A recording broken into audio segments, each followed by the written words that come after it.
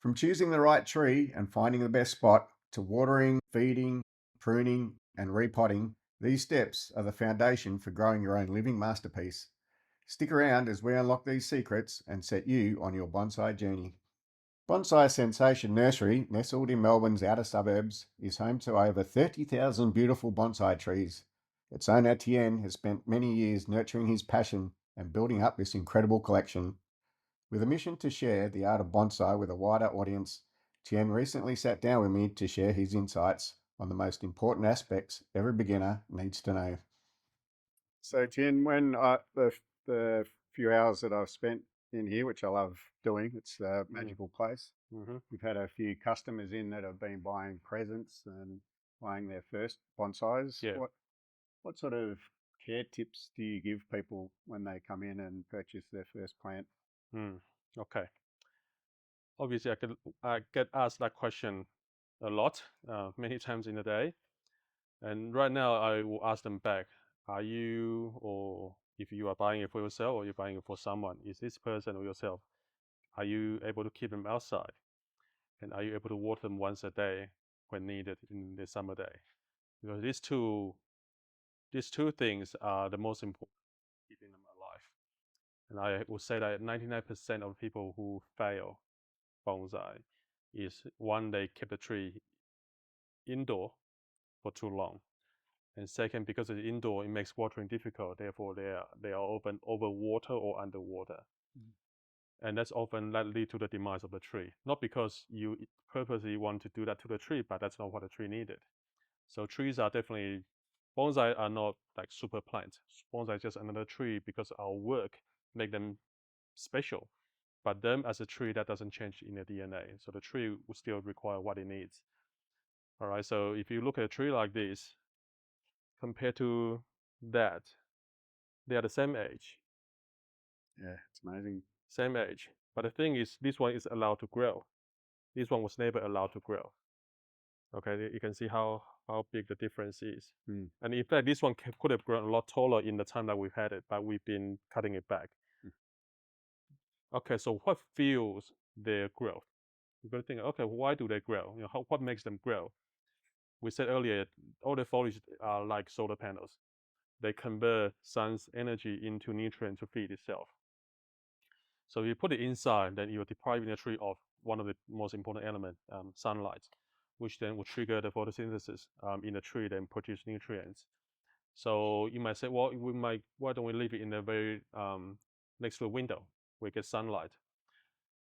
I would say the argument for that is maybe behind a panel of window to us is sunlight, but to a tree, the window have already, should we say, reflected or refracted or deflected certain things in sunlight that the tree needs. Yep, yep. So the tree is not getting 100% of what it needs. Secondly, most important, being indoor on the inside of the house, there's no fresh air movement. All right, so it then makes watering tricky because we're meant to water the tree when it slowly turn towards the drier side, then water again. So that there's a balance of sunlight, fresh air, and water that the tree needs. But in the soil, we need a balance of oxygen and water. So we can't keep it wet all the time. Mm. But we don't want it to dry out all the time. So being outside means the sunlight, fresh air is there, so we only need to water. But They say that mm, overwatering, yeah, starves it of oxygen as much as anything. as dry out, yeah. Yeah, so I know I've Mm, done that to quite a few plants in my time. So yeah. yeah, Yeah. So we want to maintain a good balance there. So being outside achieve that balance. So all we need to do is just making sure we water the trees.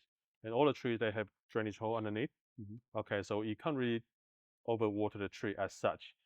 So as Uh, a beginner, what's the best way to know whether it needs water or whether it's got too much, or how do you look for that? okay, good question. Well, it's a good question because that's often hard to answer.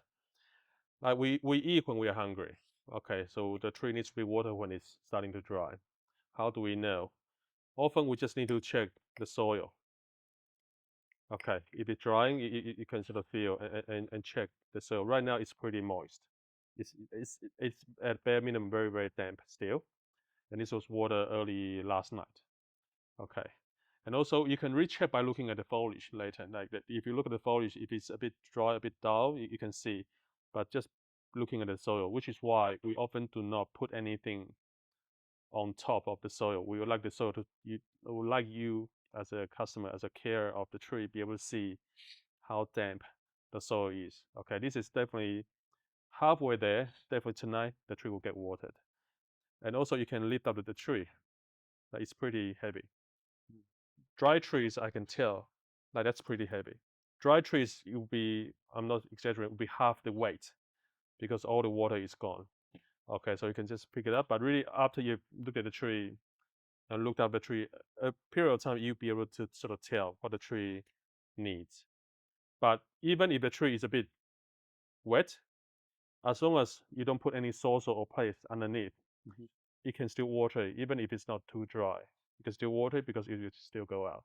So keeping it outside allows you to have that a bit of margin for error in terms of watering. But inside, it's the margins for error is so small. Okay, so being outside, sunlight fresh will dry it out.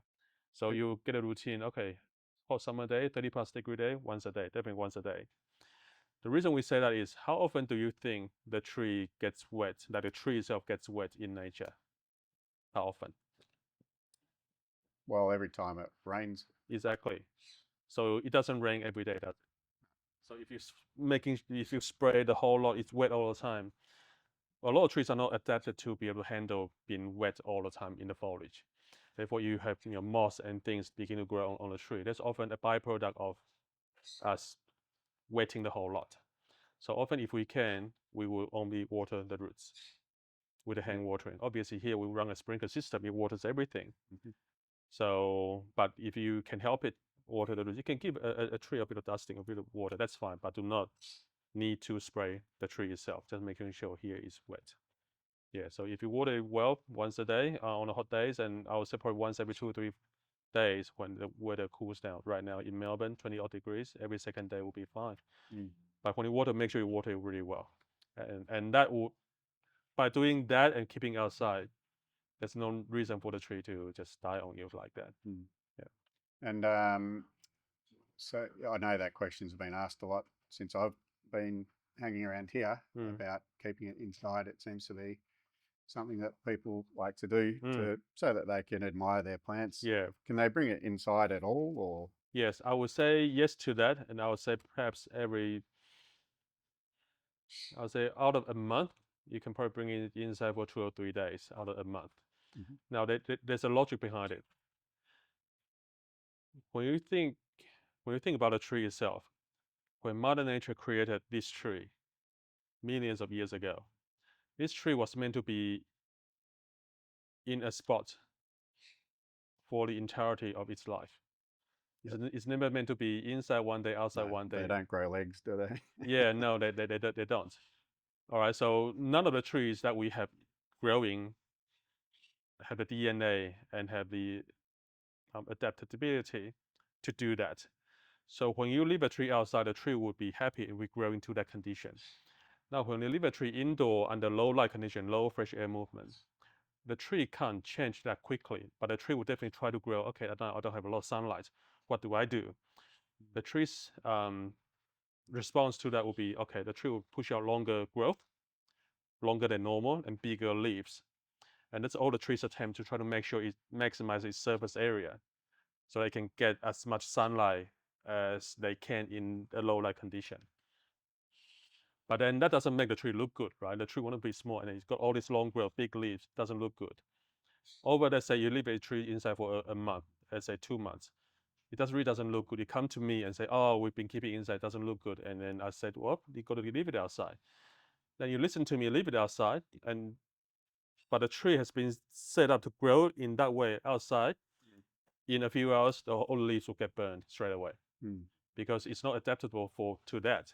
If in and out, in and out, in and out, and outside more than inside, the tree really, the whole system is confused.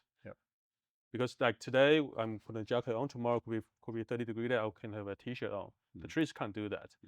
So my recommendation will be keeping a tree in a spot somewhere outdoor, and perhaps you can have somewhere outdoor in full sun and somewhere outdoor with a bit of shade. You can provide that extra protection still outdoor for the extreme heat, extremely hot condition or extremely cold condition in a bit more shelter area. But otherwise, yeah, outdoor and a bit of shelter area, two of them to move them in and out. Now, if you were moving the tree inside, display, let's say for 2 days over the weekend, you can do that, but don't leave it out into full sun straight away. Or put it in that shelter spot outdoor. So we want to slowly let the tree get used to it. And out in full sun. Yeah. All right. So you can definitely enjoy the tree indoor, but you got to consider that you got to provide the right condition and right transition as to bring it in and bring it out. Yeah. And one of the other questions I heard was about fertilizing Okay. plants. Trees definitely need to be fertilized because you can see now this tree lives in a little pot, a tiny little pot. All it has is the potting mix in there and the water. The tree does not have any access into the ground to reach into the extra water, minerals, and whatever it needs in there. So the fertilizer definitely top up that part. But I would say the fertilizer is only a addition to what the tree system can provide. So if the tree has good exposure to sunlight, fresh air, you're watering correctly, the tree is growing, the fertilizer itself is not as important because the tree can produce its own nitrogen and things to feed itself. But definitely some parts of trace elements and other things that's only can be provided by the fertilizer. Okay, so it's part of it, it's important part of the tree. But as a bonsai, let's say I'm keeping this tree nice and small. If I feed it aggressively, this tree will push a lot of growth, which really is not what I wanted. I want to keep a tree small. So on a tree like this, we'll give a small feed of fertilizer a year, not more than that, just enough to keep it going, to keep it happy. But I do not feed. So there's a very measured way that we feed a tree. So any tree that's been more of a, sorry, say more into refinement, where we want to slow it down, grow tiny branching on them, we feed less. But any tree like this, we still want the tree to pump up in size, we'll feed a lot more because that's what we want right now. But later on, we need to transition into less fertilizer. Is there any type of fertilizer that any particular species needs? Or? Yeah, good question. We generally, right here, we have 3 different kind of fertilizer. One that's general purpose for like most trees. One for flowering trees like azaleas, wisteria, all the flowering varieties. And we have one for natives. Okay, so these are the 3 types of food. But let's say we're feeding this tree, the cedar, for example. We also have 3 types of food. We have slow release fertilizer that we mix in the soil, and that's added to the soil when it's planted. So it's in there. Then we do top up with liquid fertilizer like power feed, sea salt, Charlie carb, things of that nature. We do feed it. And then we can also top up with pelletized form of fertilizer like dynamic lifter, rooster booster, things like that, organic fertilizer. We can top up with that too. So you can feed them with all sort of different things. I do not believe we have something that's purposely made for bonsai. Okay, but because in the end it is still a tree. It's not a super plant of some, so it's still a tree. So it requires the same sort of upkeep and the intake of fertilizer. Yeah. But we do not, like I said, we do not, how much do you feed is according to how much do you want the productivity from the tree. All right, this tree definitely it's been fed just enough to keep it healthy. I guess pruning for a beginner. So they've had their tree for 6 months and it's coming into spring or summer. What do you recommend in regards to that? Because I'd imagine that every tree's a little, or every species of tree is a little bit different. Pruning is not so much about when or what to cut. It's about, well, what do you want to achieve at that stage? Okay, like we just did to some of our trees. We are not pruning so much because we still want the tree to pump maximum growth. So we're not pruning. But let's say it's a tree we want to refine. Springtime is very important to make sure we take away, like springtime, all the niches will begin to push out. You see that across the board, every tree will grow like that. It'd be for us to tip prune and take out the tips to stop the branch now becoming like that in 2 weeks time. Or we need to prune them back. to just maintain the growth. So springtime, often we don't feed our trees in springtime at all. It's just, okay, we want to slow it down, and yet you are feeding. It just the whole concept doesn't work. So springtime, we do not feed our trees at all. It's only when the first flush of growth, regardless of species, it will take probably 1 or 2 months to harden their foliage. Then we can start to introduce some fertilizer. Otherwise, we're just feeding to that would result in extra growth like that. And then sometimes, and actually a lot of times, that extra growth ruins the branch for us. We want a tiny branch there. Now it's so thick. Yep. You cut it out. So you've lost a branch because of the feeding. So we've got to be very careful in how we apply. So that's very dependent on the development of the tree at that stage. Yeah, but definitely in keeping it small, we tip prune. But if there are certain trees, let's say this tree I wanted to grow to be a lot thicker, and I'll allow one of the branch to run while keeping everything else in check. So that's what we call a sacrifice branch. The sacrifice is growth later on, thicken up the tree, but we keep everything in check. So that when that's cut off, we still have lots of branches that we can use. Yeah. Yeah. Do you have any tips in regards to if someone was to go out and buy their first plant? I mean, the obvious thing is to go to a bonsai nursery and Like ask for Bonsai Sensation and Nursery that's one of them. You can go and find a selection of trees to work with. But let's say you are starting your first tree. Often this is what I recommend: a juniper, a trident maple, a Chinese elm, and let's say a Paul Jackson fig. Okay, these are the 4 variety of trees I will often recommend to beginners because they grow fast. They can handle neglect. Okay, and you can just cut them back; they will just regrow. Okay, so those are the species of trees that you should go for as far as what to choose. I'll definitely recommend you choosing something small, something less expensive to play with, just to get to learn and familiarize yourself with what a tree can do and what you need to do to it. And later on, you can train a tree as we provide a volunteer program. You can come and learn how to train your trees. Yeah, you start from younger trees to begin with. Yeah, I know I think that I've probably had about 40 bonsais, and I think I've got about 10 left. So What happened? well, so I went through a bit of a stage where I wasn't into it. Life factors getting away a little bit. Yeah. I've over watered them, underwatered them, Or not water them. not watered, yeah, not watered them. Yeah. There's been various accidents as well that Yeah. have happened. Like watering time is not working and stuff like that. But I think it's a rite of passage almost to kill a few before you actually start succeeding because you learn. And the killing or the sacrificing of the young trees, less expensive trees, is not as painful. That's right. Yep. Yeah. So do not go for expensive trees. Just with our trees here start from $5. A little tree just to play around, to experiment. Obviously, I don't want you to kill it, but it's not going to be as painful when it has happened. I definitely have killed thousands of trees here obviously through neglect. We have so many trees here that needs looking after. So it's inevitable. But that's also just how you learn that's how you learn about the tree. I often say to customers jokingly that when you buy a bonsai, you don't own a bonsai. Bonsai owns you. It's the other way around. You don't own it. That you are committed to the tree now. The tree now relies on you. Yep. The bonsai owns you now. Yep. Yeah. What about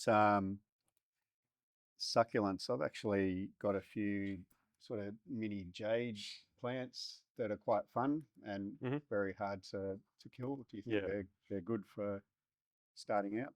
We do grow jade here and the small leaf variety. I do find they do make fantastic bonsai. Obviously, they don't require as much watering, but you can reprune them back hard and getting each branch paired to be nice and tight, and the leaves can become quite small. I've seen people done great things with them. Yeah, so definitely jade, the leaf money tree is a good one to play with. And that one can stay indoor a bit more, I would say. Out of when I said they are not more for indoor, you can leave that one in the sort of indoor condition more so than others. Repotting. Repotting. Now, a tree like this will stay happily in this pot for 1 to 2 seasons. And I would say that would be about the same across the board. I would say 2 seasons maximum for a lot of trees that we have here. So what happens when it reaches that time is like the roots will be filled up with all the roots, and it sort of then you need to sort of put it into bigger pot. When you pull the tree out, trim the roots and put it back in, okay, and with fresh soil, and that's an important step. Often people feel that we cut the roots to restrict the growth, but it's actually the opposite. We cut the roots to rejuvenate the growth. Because you can see by that time the roots are all filled up. This has got nowhere to go. The tree's growth will slow down. But by pruning the roots, you can just see, whoa, the tree now, thank you, and then the tree will go again.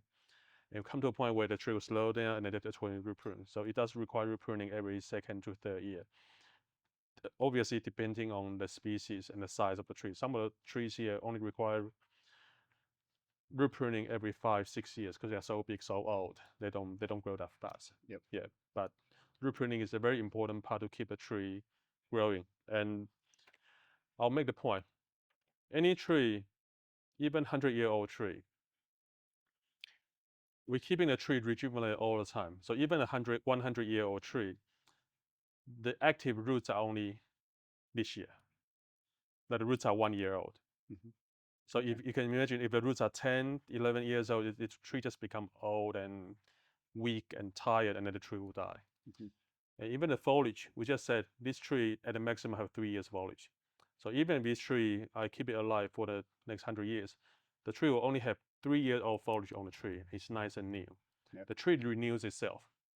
Okay, so but in the roots, it's contained in there. So we have to help renew the roots to help it to get a tree going. So regardless of how old the tree is, you need to have new foliage, new roots. Yep. That's why we can keep a tree healthy and growing for hundreds and hundreds of years because of the horticultural background that we're providing to the tree.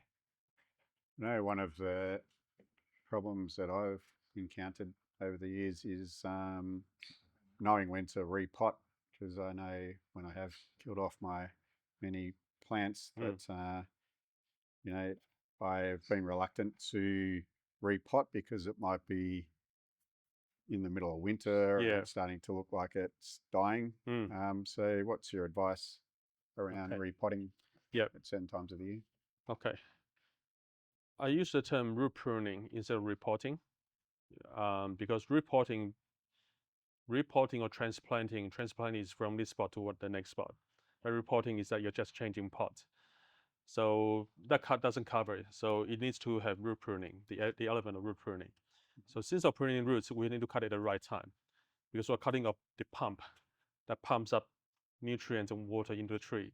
If you cut it at the wrong time, you have just cut that pump off, the tree will suffer. All right, so there are 3 prime time that I find that you can repot trees. Early spring, just when all the trees are waking up from their dormancy, pushing out new growth. Early spring, you can repot all the conifers like pines, cedars, junipers, cypresses, all in early spring, and all the deciduous trees. Okay, you can repot all of them in early spring. Now, all the flowering trees, evergreen flowering trees, with evergreen trees, I like to do them sort of mid-spring, late spring. That way, the temperature by then has well and truly settled down. We don't get very high or get very low, so the tree can recover quickly once you prune the roots. And all the native trees, Port Jackson fig being one of them, we will do them in the summertime. Because a native, they can handle being that. And in fact, it's the heat in summer that helps them recover. All right, so it's early spring, mid-spring, and summertime. Now, when you repot something in, let's say, autumn right now, would it kill the tree? Not necessarily. We're still reporting some of our trees here. But we definitely wouldn't do that to any significant trees that we have. It would be just trees that we just have to do. If we don't do them now, we'll never get them down. So we'll do them, but we will do minimal root pruning on the roots. Just do enough to make sure that it survives the winter because it's coming. You don't want to cut the roots and let it sit in the winter, dark, cold, and wet, and being cut. You don't want that for the tree. Okay, so those are the 3 prime time. But there are always other ways around. Some people that have a hot house or something that can shelter the tree, then that's a different story. So when someone is repotting, and they want to change the style of pot, or do they go for a bigger pot? What are your thoughts on pot selection? Okay. Pots are as personal and subjective as the clothes you wear. So you can see this tree in this pot. Now we just talk about the shape and the color. Will it look okay in this pot? It's very bright. Very bright. Some people love it, some people hate it, most people hate it. All right, so the pot has to be secondary to the tree, but the tree has to be the focal point. And the pot is just there to bring out the beauty of the tree. Therefore, the shape, the size, the depth, and the color and all that is, so the combination is infinite. All right, so in this case, I've chosen a earthy colored pot because to me, a good pot needs to do one of two things. If you can do both, that'll be great. The pot needs to provide contrast, an element of contrast to the tree. The pot also needs to provide some sort of resemblance to the tree. What do I mean? So this pot right now provides resemblance because it's the same color as the bark. Okay, it provides something there so that it blends in. So it doesn't mean that it doesn't belong. So it blends into the tree. But also you need to provide contrast. In this tree, in this way, not so much, but the foliage is contrasted by the earthy color. Yeah, so that's why in a lot of conifers, pines and junipers and cedars and whatnot, we use a earthy color for the tree because it contrasts with the foliage, but also brings out the bark. Okay, so that's why it fits there. So that's sort of one of the consideration as far as pairing a pot to a tree. If you look at this tree, on the other hand, same species of trees, but I've chosen a pot that's glazed. Often that's a no-no. We don't do that. But again, you can see this pot to me still works. Not the best, but still works because of the resemblance that it has to the foliage. So it doesn't look as if that's out of place. That it still belongs there somewhere. Okay, so I've chosen this pot mainly because I didn't have any of these earthy pots, unglazed pot at the time. That's good size. But I chose these ones. I think still a good pairing. Now we talk about the size of the pots. Often people look at, oh, the pot is so small. But can you imagine you put this tree in a bigger pot, the tree would be a bit lost. That the focus will be now, oh, the pot is standing out. Well, we don't want that. So the pot often is a smaller element to the tree. Now, there's a golden rule, there's a golden proportion that I go with. Let's say customers turn up and say, okay, I need a new pot. I say, yeah, that's as helpful as, how do I help you? And I also ask them, well, how tall is the tree? They might say the tree is 40 centimeters tall. Okay, how thick is it? They might say it's about ping pong size thickness. And what sort of style is it moving? They will tell me all that. And I'll say, okay, just by what you said, the height of the tree, let's say it's 40. I will say the width, or should be the length of the pot, needs to be about 25 to 30. All right, so it's about 2/3 the height of the tree. Okay, that can't be that big. Sometimes you go a bit bigger if you want to create a different feel, that's fine. But in general, as a generic thing, the length of the pot is 2/3 the height of a tree. And if you go with that, the tree will look okay. Okay, you can go to that. And then obviously the shape of the pot and all that matters with the style that we go with. But definitely the pot is just there to house the roots, to keep a tree growing. A lot of people then think, okay, you put in bigger pot, the tree will grow quicker, right? You don't need to water as much. To some degree, yes, I will agree with that. But in my own experiences, if you put the tree in an oversized pot, the tree doesn't grow quicker. It just means that the tree can stay in that pot longer.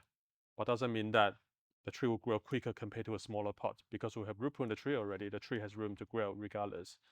But also often I find that when the tree in an oversized pot, the roots stays wetter longer because there's not as much roots and there's all that potting mix in there. and the tree slow down. We just said earlier the tree needs a balance of oxygen and water, and now it's too much water. So you might think that it's helping the tree to grow, but in a way, it just shows that we are a bit lazy in watering our trees. We just want to water once a week, not once a day. Yeah. But that's fine. Everyone has their choices. Everyone has a life. I don't. This is all I do. So I'm here all the time. I can water the trees. When you have to work and study and whatnot. I understand the logic, but if you want to look what's best for the tree, often it's a size that's going to make the tree look good, not just a size that's require less work. Yeah, because require less work means the tree's not growing as well as what it should be. Yeah. And I'll just make a point. Some of these pots might be very bright. I mean, it is very bright. It's not might be. It's very bright.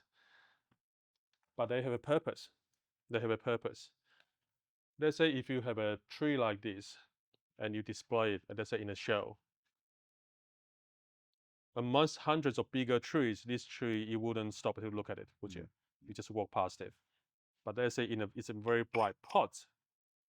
It's a very bright pot, and there are a few small ones saying, "Whoa, your attention is drawn by the color," and that allows you to stop for a split second to look at it, and then let's look at the tree. The pot draws you in. Okay. Then you look at the tree. So in the whole scheme of things, times at the exhibition and shows, we do require very loud, shining pots, only on a smaller size tree, okay, because they are just too small to draw your attention. So we need some very bright color pots to bring you in. Okay, so they do have a purpose to play there. Okay, and let's say you have a blue pot. Okay, sometimes we'll say, okay, with a blue pot like this, and I would use the pot with a strategy. So let's say I want to display a ginkgo. Ginkgo in its autumn color with the yellow foliage. This is a perfect color to offset the contrast of that yellow color, and this will really bring out the yellowness in the foliage. So we can use the color in the pots to really to our advantage to bring out what do we want to show in a tree. Yeah, so we can use them with a strategy. All right, I think that about wraps it up. That will be about wraps it up. Thank you for those words of wisdom. Yeah. I'm going to go and have a look around the nursery now. Yeah.